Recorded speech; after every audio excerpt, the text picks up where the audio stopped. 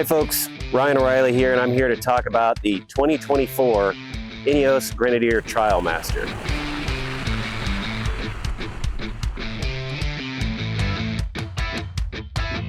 I think that this is probably one of the most capable off-road overlanding platforms available in a new vehicle today.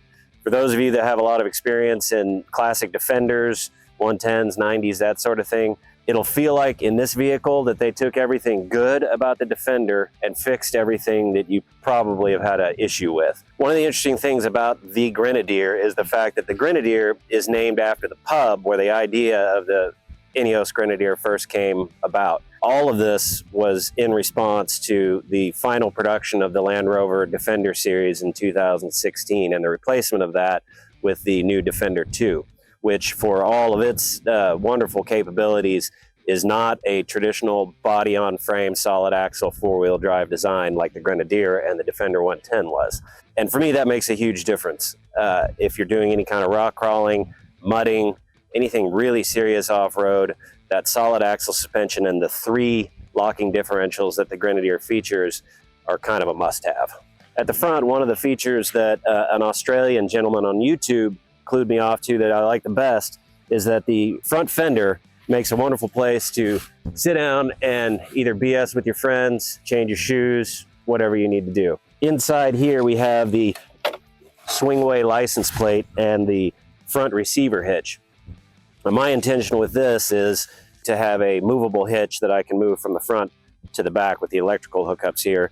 Because nothing's more frustrating than being stuck and the only attachment point is behind you.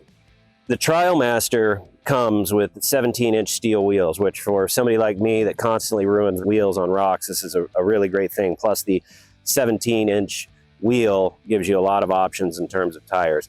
Right now I have about the equivalent of a 34-inch BFGoodrich KO2 mud terrain tire on it. It came with all-terrains. I just didn't feel like the all-terrains had quite the grip that I want. And these tires, they're a little wider than the stock, which in sand and loose gravel and dirt gives you, from what I can tell, quite a bit more control and a little bit better steering as you're going through loose soils and sands and things like that. Most of the Trialmasters have rock sliders. I haven't installed them on this vehicle yet. As you can see, the clearance is wonderful around the sides. One issue I do have is that the fuel tank on the right side tends to hang down a little bit. We'll get to that. You have these Lbar racks that go along the entire length of the vehicle from front to back. As you can see here, I've mounted a plate that I can put my Rotopaxes on, one for water, one for diesel, for a kerosene heater that I use in the winter. The mud flaps, both front and back on the Ineos, are really wonderful. They took the Defender mud flaps and made them much wider and a little bit shorter, which means they're not going to drag and snag on things, but they're still going to get really good underbody protection. And the seams inside the fender wells and really everywhere on the vehicle are completely sealed. You can tell that this vehicle was designed by somebody who is an off-roader or a rally car racer, because they really took so many nuances of what you need in those vehicles and made them factory standard on the Grenadier. So moving around back here, we have the aft end of the vehicle with the factory installed ladder that makes a pretty good access to the rooftop tent should you choose to equip yours with one. We have the tow package installed on this one with both the NATO plug in case I ever end up in Europe, and then the round 7-way that is standard here in the United States. Really good, solid frame, direct mounted attachment points, both in the front and the back. Spare tire, full-size spare, obviously mounted the back, 3 bolts, Torx heads, easy off. Continuing on down the side, below the rear door, you'll see what I'm talking about the fuel tank hanging down. That, unfortunately, is just a byproduct of the design. Only in really hairy circumstances are you going to worry about setting anything on the tank or resting the vehicle weight on the tank.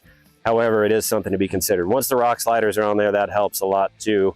But as you're picking a line through particular spaces in this vehicle, you'd want to be aware of where some parts do hang down on it. Another thing to point out is how close the rear axle is to the back.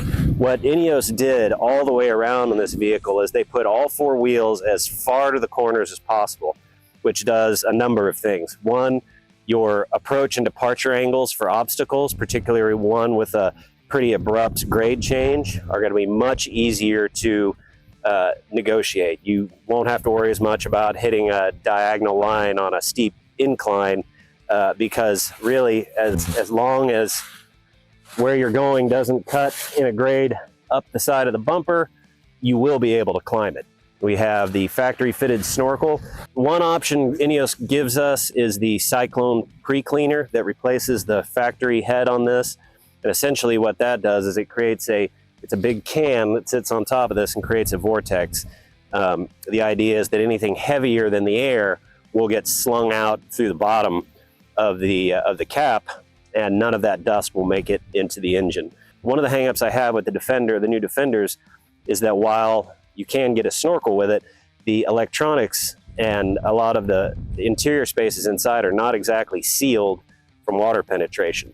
This is a true snorkel in the fact that you can get some pretty decent depth, and not only will the snorkel prevent water from entering the engine, the way the engine compartment is designed and the electrical systems, you won't have any water penetration in those either. So this is as close to a truly amphibious vehicle as I think you can get without going back to Normandy. This is probably one of my favorite features of this vehicle. I've probably said that a couple of times, but this one actually is. Here you'll find all of your electrical junctions, your fuse boxes, both batteries, your 12-volt battery and then your starting battery.